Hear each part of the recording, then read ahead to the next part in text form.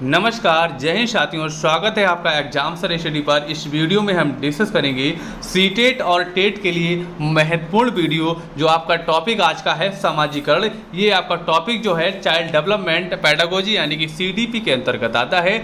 और अगर आपने चैनल को सब्सक्राइब नहीं किया है, सब्सक्राइब कर लें, जिससे आपको हमारे सारे के सारे वीडियो मिलते रहें। चलेंगे अपने वीडियो पर। उससे पहले आपको बता दें, अगर आपने हमारे पिछले वीडियो नहीं देखे तो आप प्लेलिस्ट में जाके हमारे सारी वीडियो देख सकते हैं और अपनी तैयारी अच्छी बना सकते हैं। देख लेते हैं समाजीकरण। समाजीकरण क्या होता है? यह एक ऐसी प्रक्रिया है जिसमें मानव समाज द्वारा सीखता है और यह पूरे जीवन निरंतर चलती रहती है। जैसे कि मान लो, जैसे कि आपका जन्म हुआ, आप अपने जन्म के बाद क्या करते हैं? फैमिली में रहते हैं, परिवार वालों से पहले सीखते हैं, फिर क्या है पड़ोसियों से सीखते हैं, उसके अलावा रिश्तेदारों के अलावा आप धीरे धीरे एक बड़े समाज के अंतर्गत सीखने लगते हैं, है ना। फिर बाद में आप विद्यालय पहुँचते हैं और अगर देखेंगे तो विद्यालय तो आप हमेशा नहीं जाते, लेकिन निरंतर कहाँ से सीखते हैं? समाज से आप हमेशा ही सीखते रहते हैं, यानी कि पूरी लाइफ। चलेंगे नेक्स्ट बात करते हैं समाजीकरण की प्रक्रिया कैसे होती है। जैसे किसी बच्चे का क्या हुआ, जन्म होता है, उसके बाद क्या होता है? उसका पालन पोषण किया जाता है। तो पालन पोषण के बारे में समझेंगे। बालक के समाजीकरण में पालन पोषण का ज़्यादा प्रभाव पड़ता है, क्योंकि अगर बच्चे का पालन पोषण अच्छे तरीके से नहीं होता तो बच्चा समाज के साथ समायोजन करने में कठिनाई महसूस करता है ना।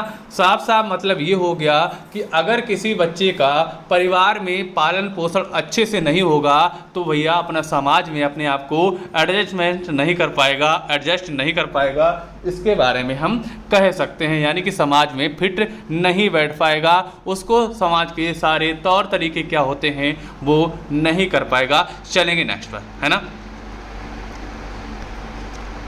नेक्स्ट है सहयोग। अब हम बात करते हैं कोऑपरेशन के बारे में, सहयोग के बारे में बात करते हैं कि बच्चा समाज के सहयोग से ही समाज का हिस्सा बनता है ना। यानी कि बच्चे को जब तक समाज का सहयोग नहीं बनता है, जब तक वो समाज का हिस्सा नहीं बन पाता है, यानी कि जब समाज का सहयोग मिलता है तब वो समाज का हिस्सा बन जाता है। जैसे जैसे बालक अपने साथ अन्य व्यक्तियों का सहयोग करता है, वैसे वैसे वो दूसरों लोगों के साथ अपना सहयोग भी प्रदान करना आरंभ कर देता है ना। जैसे कि आप मान लो, आप इसी स्टेज पे मान लो, जैसे आप किसी अन्य लोगों का सहयोग करेंगे तो आपको भी सहयोग प्राप्त होगा। तो वही समाजीकरण की सहयोग की भावना के बारे में बताया गया है कि कहा गया है कि वैसे वैसे दूसरे लोगों से सहयोग प्राप्त होता है जैसे जैसे बच्चा अन्य लोगों का सहयोग करता है। चलेंगे नेक्स्ट। अब बात करते हैं इमिटेशन यानी कि अनुकरण के बारे में। अनुकरण का क्या अर्थ होता है? अनुकरण का अर्थ होता है नकल करके सीखना, है ना। बच्चे जो हैं भैया समाज में रह के नकल करके ही सीखते हैं, एक दूसरे से ही कुछ ना कुछ सीखते हैं। तो इसका मतलब है अनुकरण। बच्चा जो है बड़ों की बातों का अनुकरण करके सीखता जाता है और समाज का ये हिस्सा बन जाता है। सभी के साथ ऐसा होता है कि जन्म लेने के बाद जो इंसान है ना, कहाँ से सीखता है? समाज से सीखता है। समाज में क्या लोग रहते हैं, बच्चे से बड़े ही लोग होंगे ना। बच्चा जब जन्म लेगा तो अपने बड़ों से ही सीखता है। तो बच्चा बड़ों से क्या है? अनुकरण करके सीख जाता है, यानी कि कह सकते हैं नकल करके सीख जाता है। अब हम बात करते हैं पुरस्कार एवं दंड, है ना। ये भी एक समाज की प्रक्रिया है, इसके बारे में हम जान लेते हैं। जब बालक समाज के आदर्शों तथा मान्यताओं के अनुसार व्यवहार करता है तो लोग उसकी क्या है? प्रशंसा करते हैं। जैसे कि नहीं बोलते शाबाश बेटा, है ना। लड़की ने कोई अच्छा किया, अच्छी लड़की है, अच्छा लड़का है, अच्छा काम करते हैं ना, उसकी क्या है भैया? उसके अनुसार आपको क्या है? व्यवहार का, उसी प्रकार के आदर्श का व्यवहार मिलता है, प्रशंसा करते हैं लोग। जैसे कि उसके अलावा अगर हम बात करेंगे, इसके विपरीत जब बालक असामाजिक व्यवहार करता है तो उसे दंड मिलता है ना, जिसके वजह से वो ऐसा कार्य दोबारा नहीं करता है। अगर आपने खराब काम किया तो आपको दंड मिलेगा, तो आपको चाहेंगे, कोशिश करेंगे कि ऐसा हम काम ना करें जो हमें समाज के द्वारा, लोगों के द्वारा, अपने लोगों द्वारा, परिवार द्वारा कोई भी प्रकार का दंड मिले, है ना। ये इसमें बताया गया है।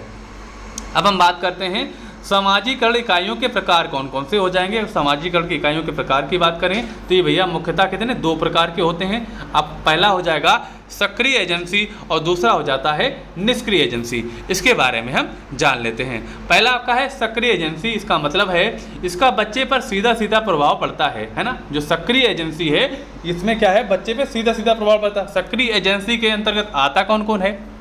परिवार, है ना। बच्चा जो है सीधे तरीके से कहाँ से सीखता है? परिवार से सीखता है ना। दोस्तों से भी सीधे तरीके से सीखता है, पड़ोसी से सीखता है, रिश्तेदार से सीखता है। स्वास्थ्य क्लब, स्कूल आदि सब कुछ भैया है क्या है, सीधे तरीके से सीखने का मतलब है, यानी कि सक्रिय एजेंसी जो बच्चे की है ये सब कुछ आपकी आ जाती हैं, है ना। अब दूसरी तरीके से बात करें, निष्क्रिय एजेंसी होता है जिसे हम पैसिव एजेंसी बोलते हैं। इसका मतलब है इसका बच्चे पर सीधा प्रभाव नहीं पड़ता है, जैसे कि पुलिस स्टेशन हो गया आपका, है ना, सार्वजनिक पुस्तकालय हो गया, रेलवे स्टेशन हो गया, एयरपोर्ट हो गया, यहाँ से बच्चा सीधे तरीके से कुछ नहीं सीख सकता है ना। ये आपका हो गया निष्क्रिय एजेंसी, है ना। चलेंगे नेक्स्ट वन। अब हम बात करेंगे सामाजिकरण की इकाइयों के बारे में, जिसमें क्या परिवार शामिल आपका है। जैसे कि हम नहीं बोलते आपका प्राथमिक क्या है, बच्चे का प्राथमिक विद्यालय बोल सकते हैं। तो क्या है, बच्चे की जो प्रारंभिक सीखने की शिक्षा कहाँ से स्टार्ट होती है, वो आपकी स्टार्ट होती है भैया परिवार से। तो सामाजिकरण का आरंभ परिवार से होता है और ये सामाजिकरण की पहली इकाई है। क्वेश्चन आ जाता है, बहुत इंपॉर्टेंट क्वेश्चन बनता है कि सामाजिकरण की पहली इकाई कौन है, बताइए। ऑप्शन आपको मिल जाएंगे, परिवार, विद्यालय, रिश्तेदार, है ना, ऐसे बहुत सारे ऑप्शन मिल जाएंगे। तो आपका आंसर हो जाएगा परिवार। चलिए, सेकेंडरी आपका कौन होता है, सेकेंडरी आपका है विद्यालय, है ना। विद्यालय में बच्चा इसने सहयोग, कर्तव्य निष्ठा, दूसरे के साथ समायोजन करना सीखता है ना। कहाँ पर, विद्यालय में, है ना। ये आपका हो जाएगा सेकेंड नंबर पर। चलेंगे नेक्स्ट आपका हो जाएगा अध्यापक। बच्चे के सामाजिक विकास में अध्यापक का भी महत्वपूर्ण योगदान है। बच्चे अपने अध्यापक को आदर्श मानते हैं तो छात्रों में भी शिष्टता, धैर्य तथा सहकारिता के गुण विकसित हो जाते हैं, है ना। क्योंकि भाई बच्चा जो है अपने अध्यापक को आदर्श मानेगा, अध्यापक जैसा काम करेगा, यानी कि अध्यापक के जितने भी अच्छे गुण हैं जो बच्चा है आदर्श मानकर उनको भी ग्रहण करना चाहेगा और उनकी शिष्टता, तरीका और धैर्य, सहकारिता गुण के अनुसार अपने आप को भी विकसित कर सकता है ना। अब जानेंगे 4 पॉइंट हमारा क्या है। अब दूसरा अगला पॉइंट है खेल। खेल बच्चों के मानसिक, शारीरिक, संवेगात्मक विकास के साथ साथ सामाजिक विकास में भी योगदान देते हैं।